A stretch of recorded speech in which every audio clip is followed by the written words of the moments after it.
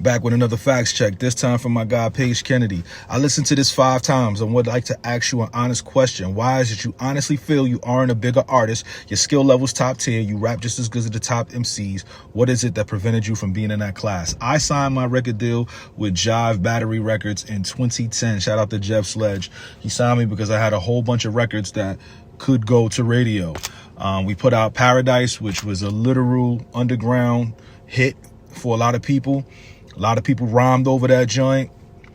We then had the For the Culture record with Marsha Ambrosius.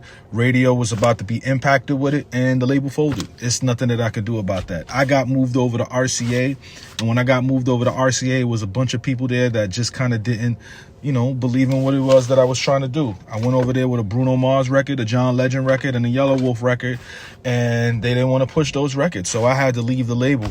And the one thing that I fell back on was my lyricism. So I just stayed into the lyricism path and kept my name going. That was the only thing that I could do. I didn't have a budget to put out a record that can transcend and go to the next space. You know what I'm saying? So I had the hits. It just didn't have the money behind it. I had the appeal because people took my literal style, how I dressed, and ran to the end of the earth with it. You know what I'm saying? People rocked with my life story. It's just that we didn't have the capital. Shout out to those that did go the distance. I also made some bad decisions on my end too.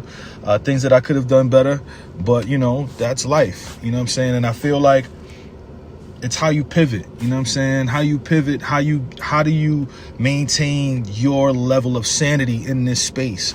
I was awarded a chance to be on television and movies and do commercials.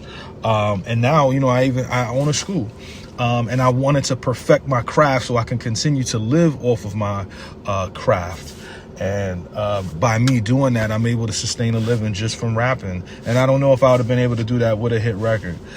So I'm grateful for where I am. And I hope that this message reaches a whole bunch of different artists. You might try to get somewhere and God might have another pathway for you. And my pathway for me was to be one of the best MCs out there. Tell me. And that's it. Long live lyricism. Sound at the pendulum.